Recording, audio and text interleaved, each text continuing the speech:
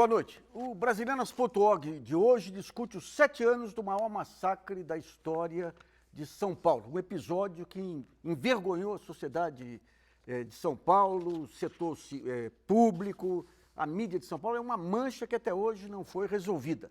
Em maio de 2006, o grupo criminoso Primeiro Comando da capital, o PCC, iniciou uma série de ataques contra o patrimônio e agentes de segurança pública aqui em São Paulo.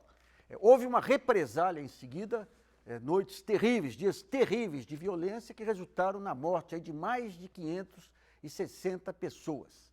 60 delas eram agentes públicos, policiais, civis, militares e até mesmo bombeiros. As demais vítimas, quase certamente mortas pela polícia, muitas delas apresentavam marcas de terem sido executadas sumariamente, com tiros no peito e na cabeça. Os inquéritos das centenas de mortes foram arquivados sem aprofundamento das investigações, o que levou grupos de direitos humanos e de pais e mães das vítimas a pedirem que o Ministério Público Federal reabra os arquivos para que os verdadeiros responsáveis por essas mortes respondam criminalmente. Para discutir esse tema, são nossos convidados o defensor público do Estado de São Paulo, Antônio Maffezoli, e o advogado e diretor adjunto da organização Conectas Direitos Humanos, Marcos Fux. Também contamos com a colaboração da repórter Fernanda Bolsalobre com as perguntas dos telespectadores encaminhadas pelo site brasilianas.org. Lembrando que o programa de hoje é ao vivo. Antes de iniciar o debate, vamos rever alguns trechos da reportagem de Alessandra Lago, apresentada no Repórter Brasil há 2 semanas. Ela foi até a Baixada Santista ver como está a luta das Mães de Maio, movimento criado para cobrar mais rigor nas investigações dessa série de assassinatos cometidos em 2006. Vera lembra com detalhes o dia em que recebeu a notícia de que o filho, Mateus, de 22 anos, tinha sido morto a 3 quadras de casa, na periferia de Santos, litoral paulista. Eu tenho a impressão que foi aqui, ó. Era noite de quarta-feira, 17 de maio de 2006. Mateus ia para a aula, mas a escola estava fechada após um toque de recolher. Ele, então, foi a uma pizzaria com um amigo, quando chegaram motoqueiros encapuzados que mataram a tiros os 2 rapazes. Com investigações que não apontavam a autoria do crime, Vera foi buscar por conta própria as respostas para a morte do filho. E a impunidade é o que mais mata a gente. Entre 12 e 20 de maio de 2006, a facção criminosa Primeiro Comando da capital, o PCC, organizou rebeliões em 74 presídios do estado, em represália à transferência de alguns de seus líderes. Nas ruas, policiais militares e agentes penitenciários eram assassinados e os boatos de toque de recolher espalhavam medo na população. Para tentar garantir a segurança, o governo do estado colocou todo o efetivo policial nas ruas. Débora também perdeu o filho naquela semana em Santos. Em 15 de maio, o gari Edson Rogério, de 29 anos, buscava gasolina para a moto, quando foi assassinado com 5 tiros. O crime aconteceu momentos depois de o rapaz ter sido abordado por policiais. Débora se juntaria a Vera e a outros familiares de vítimas para dar origem a um movimento em busca de verdade e justiça. O que a gente vê é que existe a criminalização da pobreza. É uma limpeza social, onde pobres e negros estão sendo executados. No período dos crimes de maio, em 2006, mais de 70 pessoas morreram na Baixada Santista. Pelo menos 11 jovens foram assassinados por encapuzados, de acordo com um documento divulgado pelas Mães de Maio. No entanto, todos os casos foram arquivados. Com o fim dos ataques e das rebeliões dos presídios, a dimensão dos acontecimentos pôde ser medida. De 12 a 20 de maio daquele ano, morreram no estado 43 agentes de segurança, a maioria policiais militares. No total, foram assassinadas 493 pessoas, 55 homicídios por dia, em média. Além dos mortos, 4 pessoas desapareceram na região da Grande São Paulo, entre eles Paulo Alexandre Gomes, de 23 anos. A irmã dele, Francilene, conta que na noite de 16 de maio daquele ano, ele tinha saído de casa para visitar a namorada. No caminho, foi abordado por policiais da Rota, grupo de elite da Polícia Militar. Desde então, nunca apareceu. A gente pensa no Paulinho todos os dias, até hoje, como se fosse maio de 2006. Nunca a gente esqueceu ele em nenhum momento. O envolvimento de policiais nos chamados crimes de maio não é reconhecido pelo Estado de São Paulo. Porém, segundo um estudo independente lançado em 2011, das quase 500 mortes daqueles 9 dias, mais da metade estão ligadas a ações de facções criminosas e de agentes de segurança pública. Desse número, 71 assassinatos têm fortes indícios de terem sido praticados por grupos de extermínio formados por policiais. 126 civis foram mortos em supostos confrontos com a polícia, casos conhecidos na época como resistência seguida de morte. Muitas das mortes que apresentavam esse registro tinham características de execução, como tiros a queima-roupa, disparos de cima para baixo, em pontos vitais do corpo ou pelas costas. Segundo o estudo, as rebeliões foram uma resposta à corrupção de agentes do Estado, especialmente policiais civis. A pesquisa afirma que um esquema de extorsão contra familiares de líderes do PCC em 2005 foi fundamental para motivar o ataque coordenado pela facção. Também aponta indícios de que o fim dos atentados e das rebeliões dos presídios aconteceu após um acordo entre o governo do Estado e o PCC. Cabe ao Estado fazer essa investigação, cabe ao Ministério Público, né, a uma comissão parlamentar de inquérito que não foi instaurada, mas que deveria ter sido, apurar. Apesar das dificuldades de descobrir a verdade e punir os culpados pelas mortes, o Grupo Mães de Maio obteve 2 importantes conquistas. Em 2011 e no começo deste ano, o Tribunal de Justiça de São Paulo condenou o Estado a indenizar as famílias de Débora e de Vera pelos assassinatos de seus filhos. Para o TJ, parte das mortes aponta para a atuação de grupos de extermínio. O Estado recorre nos 2 casos. A história deve vir à tona. O que aconteceu naquela época? Né? E por que continua acontecendo? O carro é que mata, a moto é que mata. Para nós não é agradável a gente apontar o dedo quem foi que matou nossos filhos. Quem tem que apontar para nós é o Estado e o país. Eita, foi algo tão pesado lá que desligaram os rádios de todas as viaturas para impedir que houvesse captação aí das ordens aí. E só cessou um pouco quando um grupo aí de procuradores federais, advogados de direitos humanos, foram até o IML e começaram a dar plantão lá, 10 mortos reduzidos. Isso é uma página horrorosa da história de São Paulo que vamos tentar levantar hoje nesse programa. Eu queria ver primeiro com o Dr. Marcos Fux, que é diretor adjunto da Conectas Direitos Humanos. Explica primeiro o que é a Conectas e depois eu queria que o senhor descrevesse o que foram aqueles dias. A Conectas é uma entidade de direitos humanos, sediada aqui em São Paulo, uma entidade internacional de direitos humanos, que tem como objetivo a missão de fomentar os direitos humanos e fazer um intercâmbio de direitos humanos no Brasil e cuidar desse assunto nacionalmente e internacionalmente. Quais são as suas lembranças daqueles dias aí? Como que começaram a surgir os sinais de que haveria essa retaliação geral, essa guerra? Aquilo foi... Eu acho que a gente teria que voltar um pouco no tempo.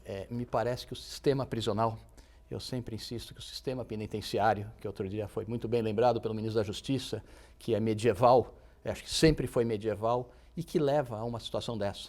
Eu acho que desde 92, quando nós temos o massacre do Carandiru, e ali você começa a ter uma divisão de grupos criminosos que queriam controlar, o Estado perde o controle. O Estado perde o controle e insiste no encarceramento em massa. Então, a partir do momento em que você lota essas prisões, você começa a criar esse tipo de problema. Em 2006, ali é o momento, é o ápice da explosão do sistema penitenciário. O que levou à explosão? Simplesmente o fato das lideranças do PCC serem transferidas ou havia um cadinho de violência maior por trás disso? Olha, o que levou, existem várias hipóteses, mas você parece que não havia um diálogo entre o poder público e o que acontecia dentro das prisões. Enfim, acho que não havia concessões. E os presos rebelados começam um movimento dentro do sistema prisional, isso pula o muro e invade as ruas de São Paulo. Eu estava falando aqui com o Antônio, que eu me lembro bem, que era uma segunda-feira, eu estava numa reunião com o advogado, e aí me ligam e falam, olha, vai para casa, sai daí que São Paulo parou. E eu olhei para baixo, realmente estava o caos generalizada. Isso foi a primeira parte do ataque do PCC? Isso foi a primeira parte do ataque do PCC, que aconteceu naquela segunda-feira.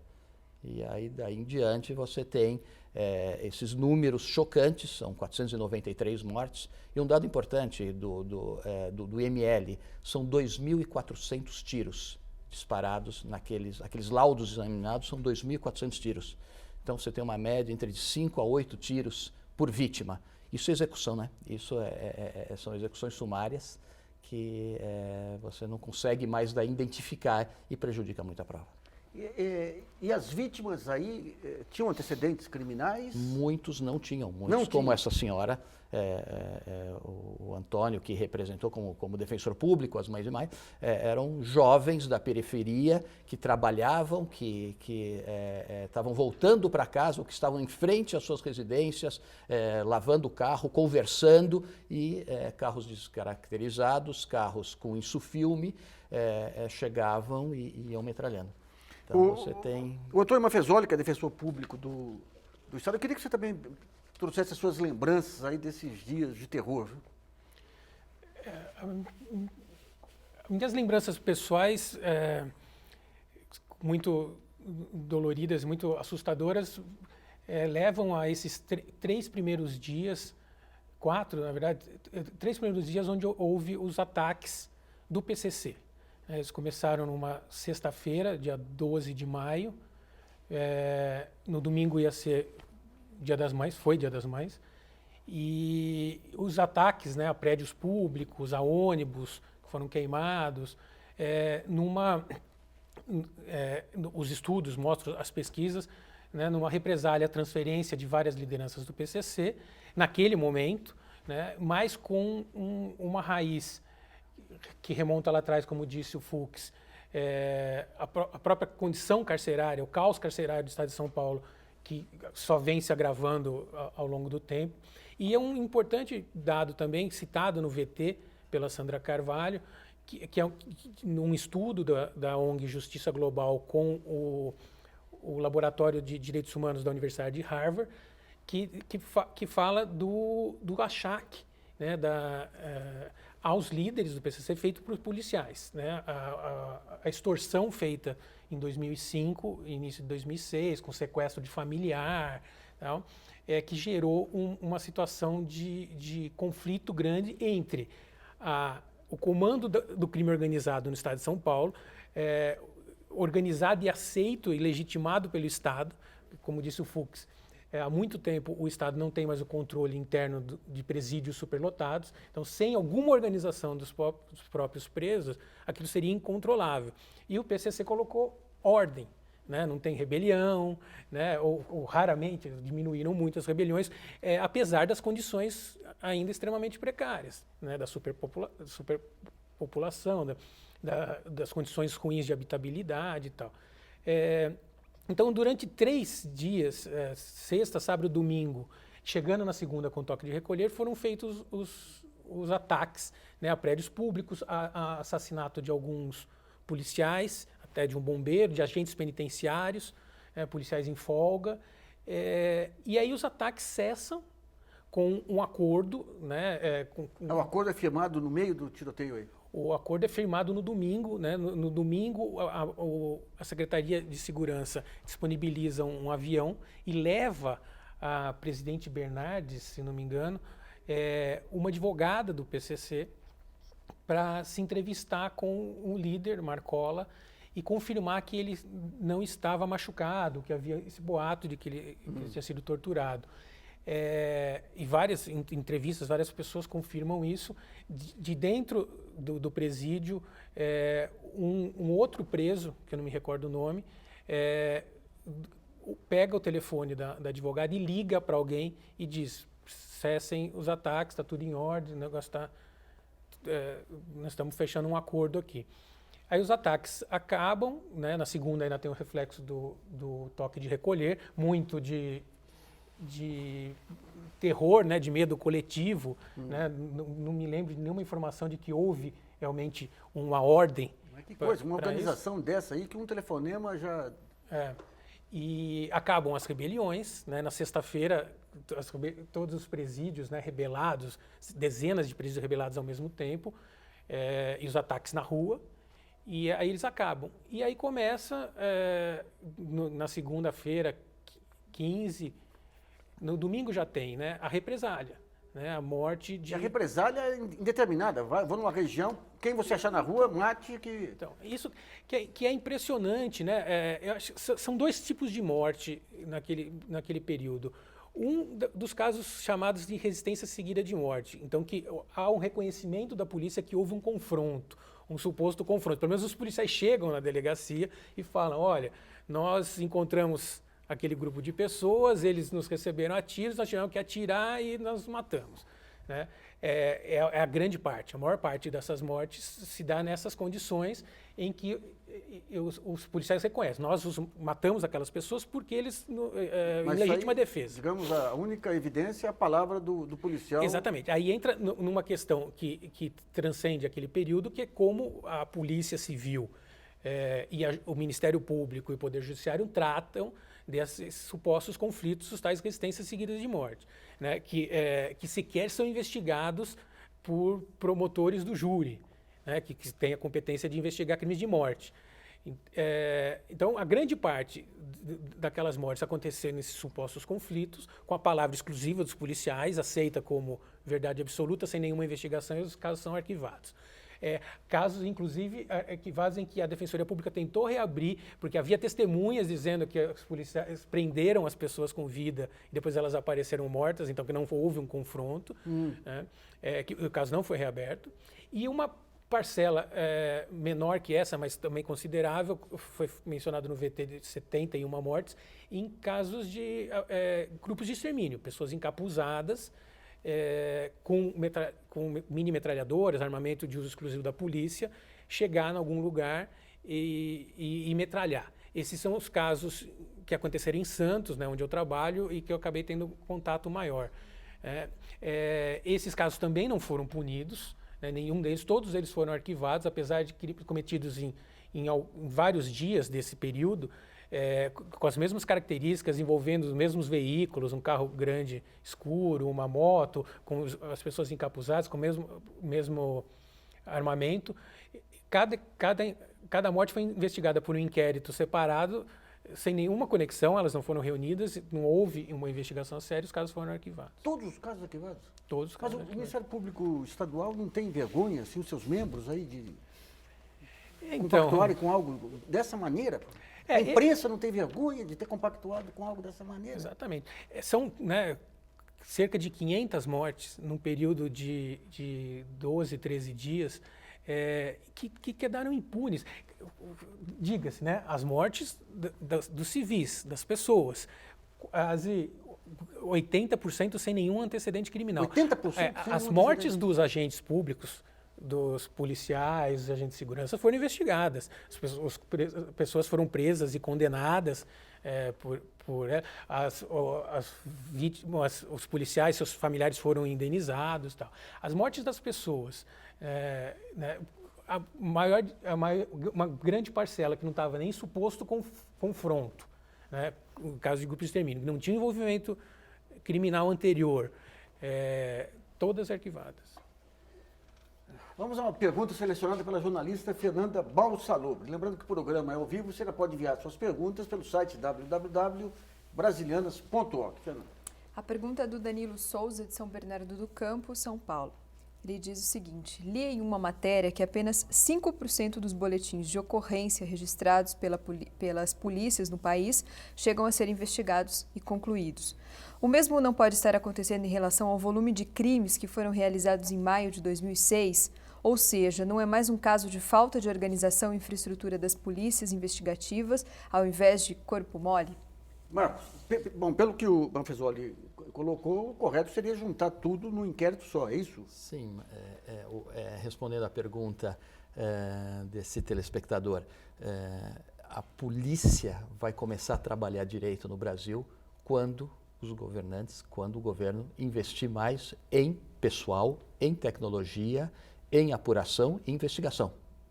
Aí, a partir desse momento, em IML, em Polícia Forense. Aí, a partir desse momento, você vai ter uma polícia muito mais estruturada e conseguindo esclarecer, elucidando muitos mais crimes, principalmente os de homicídios.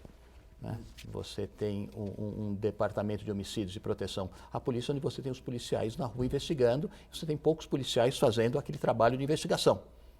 E aí você perde. O Estado vai ganhar muito quando investir em pessoal, em tecnologia, como nos países desenvolvidos. Mas nesse episódio específico, houve falta de condições para investigar ou houve uma intenção política de não investigar?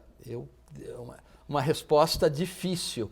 Você tem 493 mortes, você deveria ter tido policiamento, você deveria ter tido investigação suficiente, que é a obrigação do Estado de apurar todos esses crimes e levar ao conhecimento do Ministério Público. Eu não sei dizer se houve um desleixo, mas é obrigação do Estado e deveria ter acontecido. Mas o Mafezoli falou de alguns casos que se havia testemunhas mostrando o desaparecimento e a morte de pessoas depois de detidas que não foram ouvidas. Sim.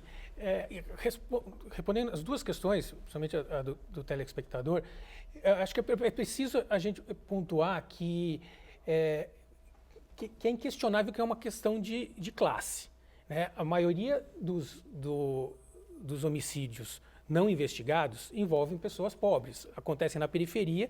Então, como a dona Débora das Mães Mais disse, né, é quase uma limpeza tolerada, é pobre se matando. Porque quando morre, há um crime de homicídio envolvendo uma pessoa de classe alta, de classe média que seja, a polícia investiga. Aí usa todos os bons recursos modernos, luminol, e faz DNA, impressão digital. Na maioria dos homicídios que acontecem nas periferias, como esses que aconteceram nesse período, ninguém tem interesse. Né? A investigação é pífia. Vamos pegar jornalisticamente aí. Jornalisticamente. Se acontece um crime em periferia, não é notícia. Se acontece um crime em Higienópolis, é notícia. Mas se ocorre 450 crimes, então, é a maior notícia do ano. Então, aí entra essa questão. Né? Nesse período, a quase totalidade, né, foi de pessoas pobres na periferia. Então, é essa a característica. Ocorrendo num momento em que houve um confronto e que autoridades públicas do Estado de São Paulo autorizaram a ida para contenção. Não usando, obviamente, a palavra represália, vão lá e saiam matando, né, mas com várias intenções, naquela coisa política de mostrar coragem, que não estamos reféns, inclusive, né, estimulando, dizendo que estava tudo bem, que as pessoas tinham que manter sua rotina, né, como o adolescente que foi à escola e voltou e foi morto no caminho. Tal. Então, havia um estímulo do Estado dizendo, nós temos que parar isso, o Estado não pode ser confrontado por bandidos, então vão lá e contenham isso. Então, não houve interesse político posterior, nem da Polícia Civil. Vamos pegar Carandiru e vamos pegar esse caso. Nos dois casos, entra o Estado contra, num caso muito mais específico, contra marginais, dizem que tem uma reação, eles reagem contra os marginais, você tem um julgamento que mostra que teve assassinato. Aqui você está falando em assassinatos em que 80% das pessoas eram jovens sem antecedentes criminais. E quando a gente volta lá atrás e percebe que todo o sistema de comunicação da PM foi desligado, teve uma hierarquia. Para todo mundo desligar, você teve uma ordem superior. Então você tem uma responsabilidade, que é ou o coronel da PM ou o secretário de segurança, né? As investigações não conseguiram chegar nisso. Então, e aí voltando à sua questão, né, era a coisa mais óbvia e mínima possível de que homicídios cometidos nesse período, naquelas circunstâncias, claramente relacionados com esse ataque inicial do PCC, eles tinham que ser investigados conjuntamente. A Polícia Civil, o DHPP, o Ministério Público tinha que montar uma força-tarefa, porque é um caso de massacre, né, de centenas de pessoas num Estado democrático, né, num período de democracia estável, absurdo, e que não foram feitos no Estado todo, em todas as mortes que aconteceram em São Paulo, na Grande São Paulo, na Baixada Santista. Acho que tem um dado importante. Bom, só um pequeno intervalo, brasileiras.org, volta já.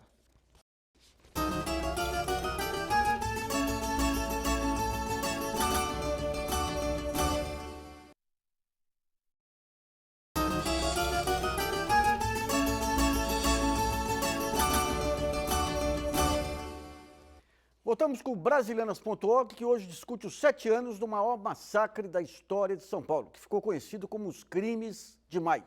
Nesse segundo bloco, vamos entender por que famílias das vítimas e organizações de direitos humanos acusam agentes do Estado de serem responsáveis pela maior parte das mortes.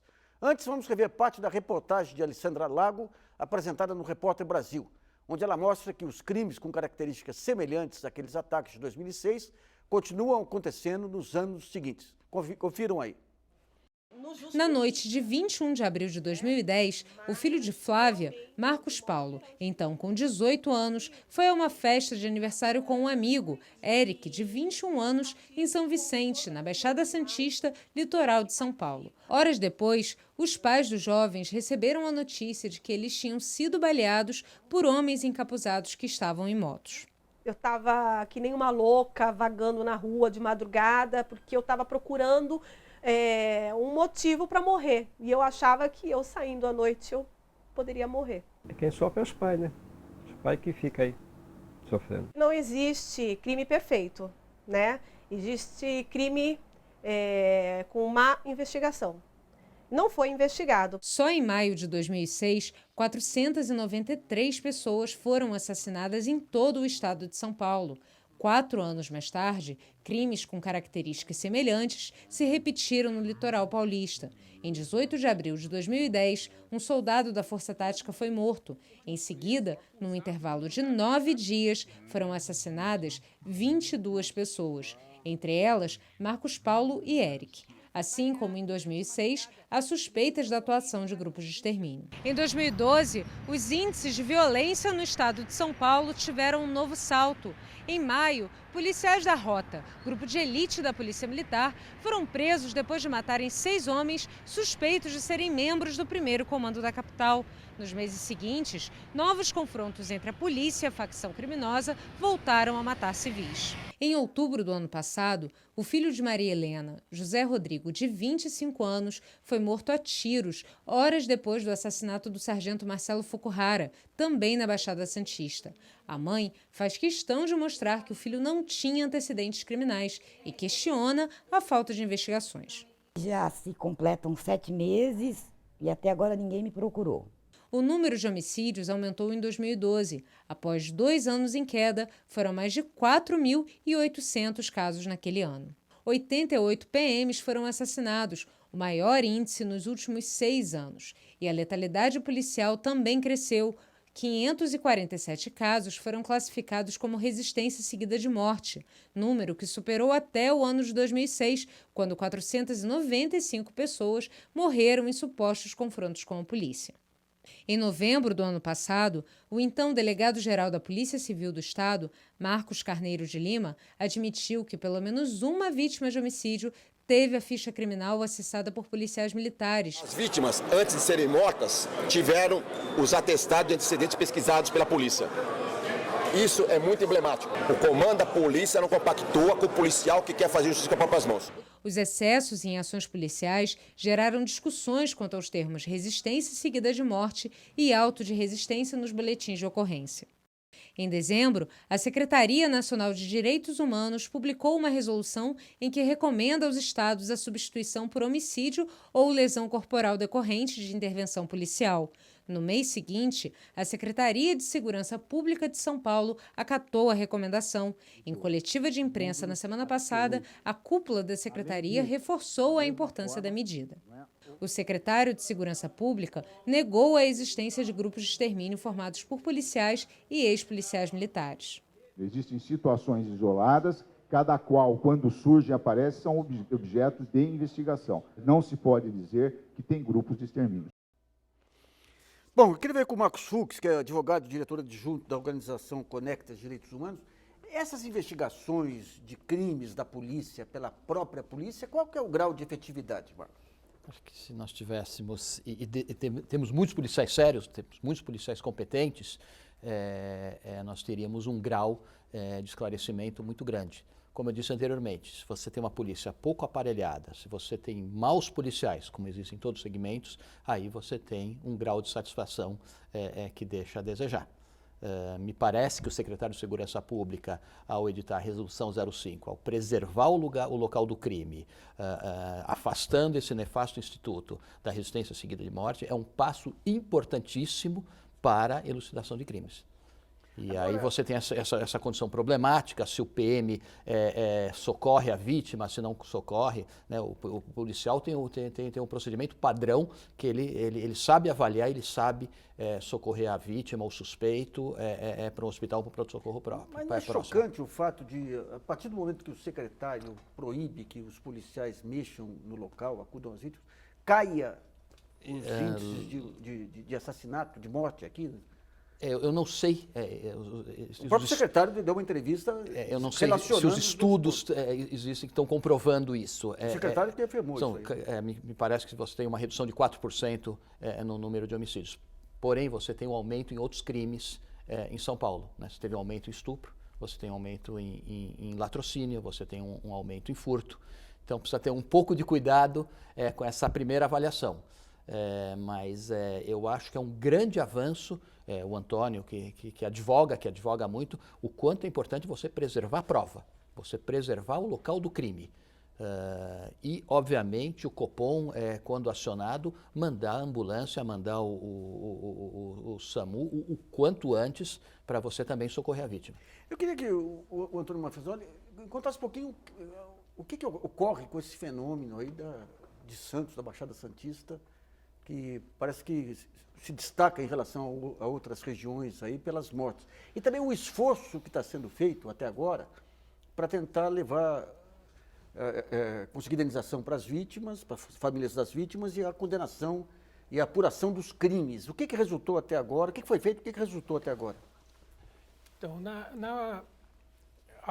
os casos de Santos e São Vicente, acho que até por ser uma ilha mesmo, acabou permitindo que fossem analisados com maior facilidade o conjunto deles, e que destoa um pouco, como eu disse antes, da maioria das mortes daquele período que foi em suposto confronto, né?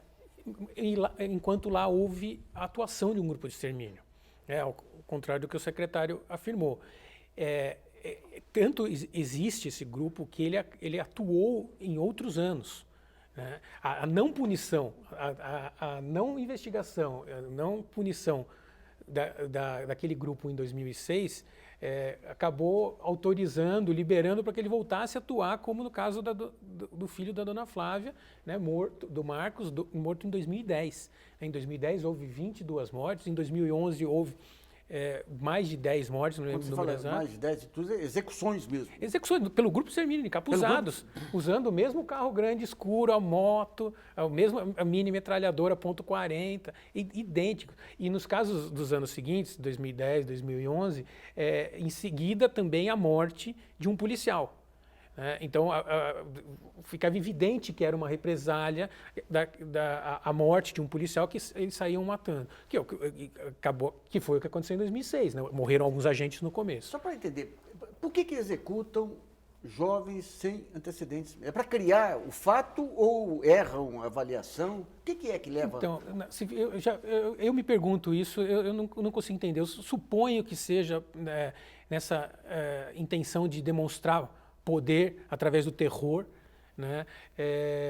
E porque vão a regiões pobres, periféricas da cidade fazer metralhar pessoas. Eles não metralham pessoas nos bairros ricos de Santos, né?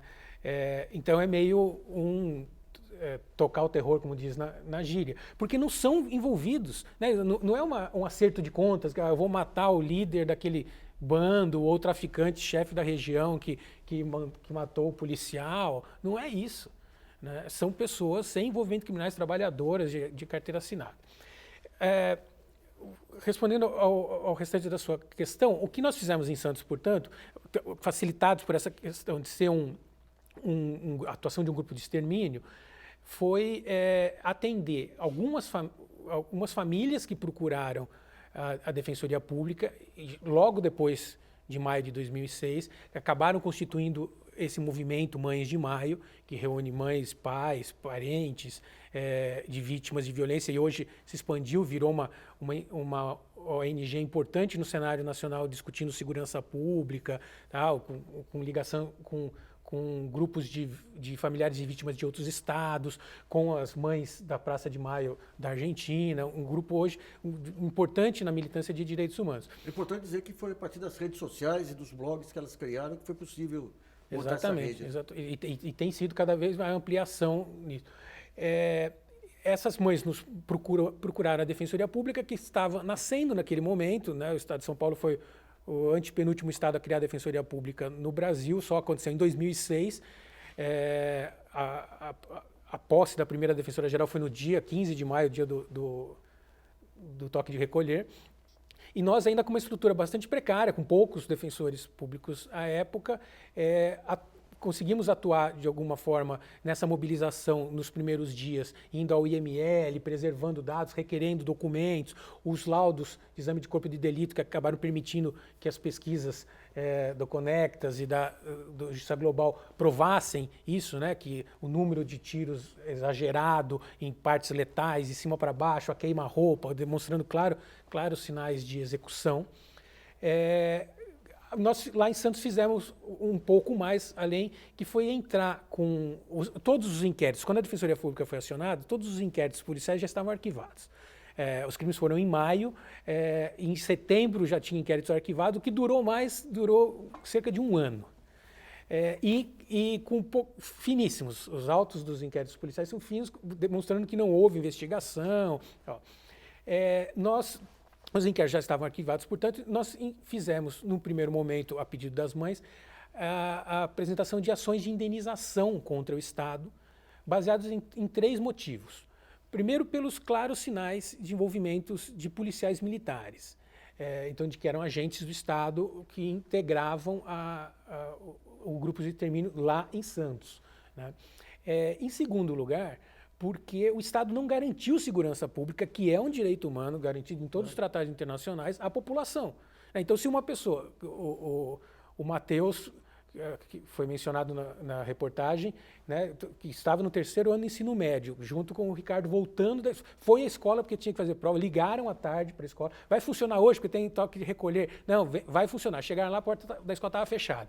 Aí eles voltam para casa, 2 adolescentes, 17 anos, sem antecedentes criminais, no 3º ano do ensino médio, voltam para cá e são metralhados, né, num período em que o Estado dizia que estava tudo bem, que vai manter sua rotina, que não era para ter pânico. Quer dizer, o Estado manda o pessoal ir para a rua, que está tudo bem, sabendo que na outra ponta estava mandando os policiais partirem para a represália. Então, que o Estado fosse responsabilizado por isso, né, por não garantir segurança pública, num período convulsionado, um período excepcional. Muitos juízes, vou dizer mais adiante, a gente perdeu várias ações e os juízes citam decisões dizendo que o Estado não tem como garantir a segurança de todo mundo, porque os crimes acontecem, não tem como colocar um policial do lado de cada pessoa para proteger que ela não seja vítima. Mas aquele momento era totalmente diferente, né? Havia os ataques, havia as represálias. E o terceiro motivo do pedido de indenização é pela não investigação. Também é um direito humano, implica no direito humano de acesso à justiça, que as violações de direitos humanos, que não deveriam acontecer, né? Os países, os estados, os poderes públicos deveriam garantir os direitos humanos. Mas violações acontecem. Tendo acontecido, é obrigação do Estado investigar e punir. E a não investigação, não dá uma resposta, não dizer o que houve, né, deixa as famílias nessa situação, né, de angústia, de vitimização permanente, porque muitas delas nem enterrar os mortos. Né? Algumas não enterram os mortos, as mortes foram anunciadas em jornais como acerto de contas de tráfico. Além do jeito de ser assassinado, ainda lançam a pecha de traficantes em cima Exatamente. De um jovem que cursava o 3º. Então nós propusemos 8 ações de indenização, e perdemos todas em primeira instância no Fórum de Santos. O mesmo juiz ou vários juízes? São 2 juízes lá que julgam casos contra a Fazenda Pública. Todas as ações nós perdemos, recorremos para o Tribunal de Justiça e dos 5 recursos que já foram julgados, nós perdemos 3, o tribunal manteve a a decisão de primeira instância, e 2, que foram citados na reportagem, da dona Vera e da dona Débora, o Tribunal de Justiça, muito corajosamente, nesses casos julgados por aquelas câmaras, aqueles desembargadores reconheceram a responsabilidade do Estado. O Estado de São Paulo está recorrendo para o STJ e para o STF, então é uma demanda que ainda vai longe. Em vez de pedir desculpa e apurar os crimes... Exatamente. Vamos a mais uma pergunta dos telespectadores com a jornalista Fernanda Balsalupi. Lembrando que o programa de hoje é ao vivo, você pode mandar sua pergunta pelo portal www.brasilianas.org. Fernanda. A pergunta é do Marcelo Rocha Martins, de Itapetininga, São Paulo. Ele pergunta: que mecanismos temos hoje à mão para criar meios mais ágeis de federalizar crimes que violam os direitos humanos, que permitam combater a impunidade ainda existente nesses atos violentos contra a pessoa humana? Então, eu vou perguntar para o Marcos, ligado às duas iniciativas de vocês, de tentar federalizar, passar para a área federal a apuração desses crimes. O que se tem e o que se conseguiu até agora? A federalização é uma emenda constitucional criada em 2004, que permite, em casos de crimes de violações de direitos humanos, você levar para o âmbito da Justiça Federal a investigação do que não foi conseguida dentro do âmbito da Justiça Estadual, né? Como o Mafezoli aqui trouxe inúmeros casos que ele está atuando. É o próprio princípio do federalismo norte-americano também. Exatamente, exatamente. E aí você recorre, você informa, você peticiona ao Ministério Público Federal, o Ministério Público Federal vai se municiar de informações do inquérito e vai tentar convencer o juiz federal de que aquilo é um crime federal e que tem que ser apurado. Isso diretamente ao Procurador-Geral da República? Isso é encaminhado à Procuradoria-Geral da República, exatamente, e aí você tem a possibilidade de você conseguir uma outra instância, a instância federal, para investigar esses casos. Mas eu acho, só interrompendo, que se nós tivéssemos dentro da Justiça Estadual, onde você teve o crime que aconteceu, onde você tem a delegacia onde está o inquérito, se você tivesse agilidade, se você tivesse boa vontade, se você tivesse o Ministério Público atuando, como diz o Antônio, numa força-tarefa, quem sabe você teria um resultado já esperado, né? Se você tivesse as provas suficientes para você conseguir uma punição dentro da esfera estadual. Isso só envergonha, né? Isso envergonha o Brasil, isso internacionalmente é péssimo para o país. Você leva isso para o sistema ONU, você traz um constrangimento para o Brasil. Uma questão Vocês mandam em 2009. Em geral, qual é o tempo razoável para uma análise do Procurador-Geral e uma resposta dele? Uma coincidência, mas há 15 dias nós recebemos um ofício do Ministério Público Federal, de uma procuradora. Desde 2009, só 15 dias? Pedindo mais informações, pedindo para nós alguns dados sobre esses crimes de maio. De 2009 até 15 dias atrás, vocês não tiveram nenhuma resposta? Nós acompanhamos, mas nós não tivemos nenhuma resposta. Nenhuma manifestação? Isso agora é para você tentar, o Ministério Público Federal, também numa força-tarefa de tentar convencimento. E a Defensoria também está tentando usar do mesmo expediente em outro caso. A Conectas, né, peticionou em 2009 sobre algumas mortes acontecidas num bairro de São Paulo chamado Parque Bristol. Perfeito. E a Defensoria, junto com a Justiça Global, a Pastoral Carcerária e as Mães de Maio, peticionaram em 2010 em relação a esses casos de Santos, também sem nenhuma resposta até agora. E aí, eu aproveito para responder a questão do telespectador, eu tenho sido bastante crítico e tenho bastante receio a maneira como vem sendo tratado esse instituto do deslocamento de competência, né, popularmente conhecido como federalização dos crimes de direitos humanos. O pedido que as entidades, qualquer pessoa pode fazer, é feito ao Procurador-Geral da República, que é a única autoridade prevista pela Constituição que pode pedir a federalização, o deslocamento da competência para o Superior Tribunal de Justiça. Isso veio em 2004, até hoje. O Ministério Público Federal, o Procurador-Geral da República, apresentou somente 2 pedidos. O primeiro deles foi no caso da missionária Dorothy Stang, um pedido feito no primeiro mês, logo depois da morte dela, que foi rechaçado porque se entendeu que que não estava preenchido o requisito da inércia ou da omissão do poder público local, o que de fato acabou realmente não acontecendo, porque a polícia do Pará investigou, os autores foram processados e por várias questões os processos anulados e rejulgados e tal. E o segundo pedido aconteceu, foi deferido agora há pouco tempo, há alguns anos, no caso da morte do Manuel Matos, um advogado do Rio Grande do Norte, se não me engano, da Paraíba, morto por um grupo de extermínio formado por policiais da divisa de Pernambuco e Paraíba. Vamos tentar pensar. Bom, nós vamos agora mais um intervalo e Brasilianas.org volta para o último bloco aí.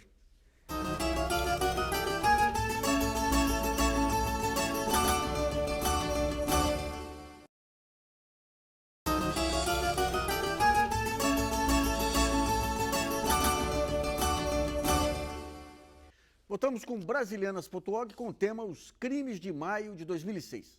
Nessa última parte do programa, vamos discutir a necessidade de resgatar as histórias como forma de coibir a violência institucionalizada do Estado. Eu queria voltar ao Antônio Maffezoli, que é defensor público do Estado, trabalha na Defensoria Pública Estadual de Santos, para completar o seu raciocínio aí do bloco anterior. Então, eu estava falando sobre o meu receio, né, da não efetivação desse importante instituto da federalização, que ele foi muito pouco utilizado até agora, desde 2004, nos nossos pedidos, né, do Conectas em 2009, da Defensoria com outras entidades em 2010, não houve resposta alguma. Né? Mas nenhuma resposta? Nenhuma. Ao que consta, não houve nenhuma tramitação. Né? Não houve um pedido de informação, como agora o Fux está dizendo que há 15 dias a Conectas recebeu. Né? No nosso caso, não houve. O importante para nós, né, era a correta investigação. Então, mais do que o pedido de federalização permite que a Polícia Federal atue, né, investigue os casos, apesar de que uma investigação que aconteça 7 anos depois do fato, né, é limitada, porque o local do crime não foi preservado, você não consegue achar o material para fazer perícia e tal. Então, mais até do que ser julgado por um juiz federal, com o procurador da República denunciando, era que uma correta investigação acontecesse. Mas que, como o Fux disse, a gente não pode depender da exceção, né? O pedido de federalização, ele é uma salvaguarda nos casos que haver algum erro. Mas a polícia local e o Ministério Público local, que é constitucionalmente encarregado de fiscalizar a polícia, né, de pedir provas para a polícia, investigue tal coisa, faça tal perícia, né, visando uma possibilidade de eventual denúncia criminal para punir o culpado, né, que o Ministério Público e a polícia sejam bem estruturados e tenham elegido como prioridade a investigação desses casos. A falta de resposta do federal, o que é? Para não criar problemas políticos com o Estado? Acho que é uma avaliação que é possível de ser feita. Né? Há toda uma questão de diplomacia e de respeito a outros órgãos, né? E aí invadindo competência, desprestigiando, dizendo que esse Ministério Público foi incompetente. A questão do direito individual do cidadão vai para o último ponto de análise aí em cima dessas conveniências do direito do cidadão e da responsabilidade do Estado, né? Porque também, né, o Instituto de Federalização foi criado por conta dessa responsabilidade internacional que é a União que tem, é o Brasil, tem perante os órgãos dos sistemas internacionais, seja interamericano, seja internacional. É o Brasil que vai responder, não é o Estado de São Paulo ou outro Estado qualquer. Então, era uma possibilidade de dar à Justiça Federal a possibilidade de investigar e punir, coisa que não está acontecendo. Então, o Brasil vai continuar sendo denunciado e talvez condenado por isso. Será que nós não estamos com uma falta? A gente fala muito do ponto de vista político, Congresso, a falta de referência, figuras referenciais. Será que no sistema judiciário não estão faltando estadistas também, Marcos? Seja na Procuradoria Federal, na Estadual, no Tribunal de Justiça, será que aquelas figuras que, por si, poderiam levantar bandeiras? Luiz, acho que tem uma reforma que ainda não foi apresentada, que para mim é importantíssima, é a reforma da polícia. você tem que pensar urgentemente na reforma da polícia, uma eventual unificação, você tem que pensar urgentemente no papel do Ministério Público, muito mais investigativo. Quem tem que conduzir? O Ministério da Justiça? O Ministério da Justiça, o nosso Legislativo. Você tem que pensar numa unificação de polícia civil e militar, trabalhando juntos de uma outra forma. Me parece que esse é um ponto muito importante. Nós temos que pensar que essa política de encarceramento em massa não leva absolutamente nada. Então, São Paulo hoje tem 200 mil presos, Luiz, sendo que 40% são provisórios. Aqui do lado, visite o Centro de Detenção Provisória aqui de Pinheiros, ali você é concebido para 540 presos, você tem 2 mil presos. Então, tem muita coisa que... Então, mas vou tentar pegar o caminho aí. Quando você pega o governo do Estado, insensibilidade total. Quando você pega o Ministério Público Estadual, ausência total de investimento. Quando você pega o federal, não põe a mão no fogo. Quando você pega o ministro da Justiça, não entra em dividida. Quem é que vai conduzir? Quem é que vai pôr o guiso no pescoço do gato aí? Eu acho que todos esses atores, eles têm que sentar. Mas tem que ter um maestro aí no meio. Acho que tem que ter um maestro, sem dúvida, e mostrar maestro que a sociedade... Justiça. Pode ser, que a sociedade, essa hipoteca que a sociedade brasileira e a de São Paulo está carregando, não é saudável, né? É a pessoa que se perde hoje em São Vicente, ontem, e que é baleada, né? É o jovem que está lá na Cardoso de Almeida e vai entregar a mala e é baleado, é morto. Então, acho que é uma situação complicadíssima que vivemos. E você precisa passar urgentemente por uma reforma no sistema prisional, nas leis e na polícia, minha opinião.